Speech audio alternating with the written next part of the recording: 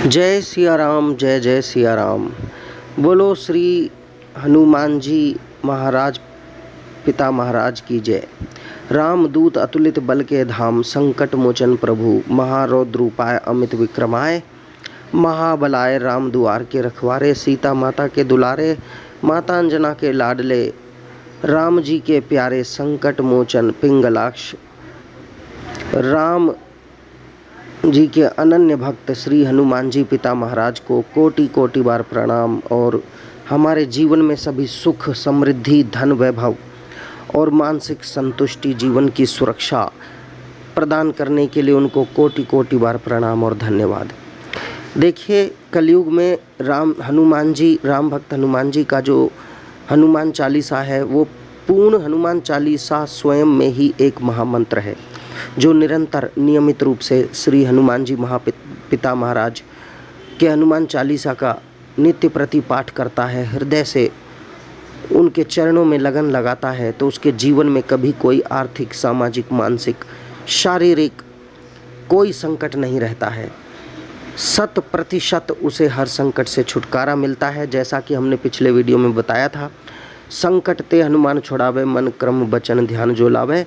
वो कहीं फ़ोन करके नहीं कहते कि ये मेरा आदमी है, इसे छोड़ दो। वो स्वयं अपने भक्त को, अपने दास को छुड़वाने पहुंच जाते हैं और उसे छुड़ा कर लाते हैं। तो हनुमत से ही सर्व सुख करई, और देवता चित्तन धरई, हनुमत से ही सर्व सुख करई। जीवन में किसी और देवता को भजने की ज़रूरत नहीं रह जाती अगर आप श्री हनुमान जी पिता महाराज की आराधना करते हैं तो।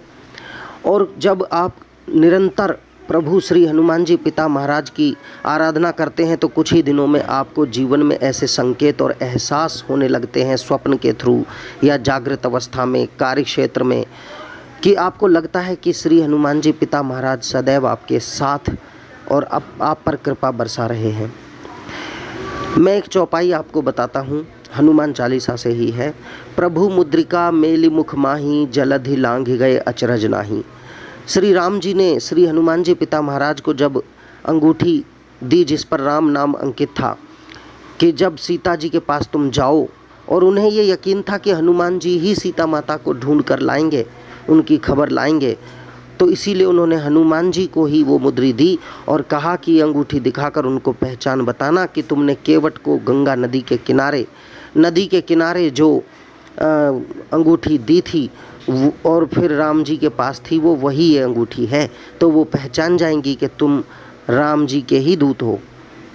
इस तरह से हनुमान जी वो अंगूठी लेकर चल दी और समुंदर में अपना बल याद वानरों के द्वारा दिलाने के बाद जब वो उड़े तो प्रभु मुद्रिका मेल मुख माही, मुख में प्रभु श्री राम जी के नाम से अंकित अंगूठी को मुंह में रखकर जलधि लांघ गए अचरज नाही। जलधि माने महासागर के 100 योजन लंबे समुद्र को लांघ गए, इसमें कोई अचरज की बात नहीं है, क्योंकि जब उन्होंने श्री राम नाम की अंगूठी रूपी जो पंख लगाकर वो उड़े तो बड़ी आसानी से समुंदर लांघ गए।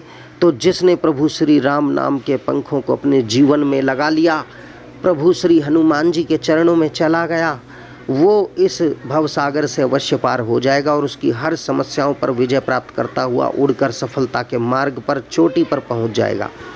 निरंतर प्रभु की किसी भी इस चौपाई को, इस तरह से किसी चौपाई को निरंतर अपने जीवन में ढालने से आपके जीवन की हर समस्याओं का अंत निश्चित रूप से हो जाता है। इसी के साथ बोलो सियापति रामचंद्र की जय, पवन सुत हनुमान की जय। बोलो श्री हनुमान जी पिता महाराज की जय।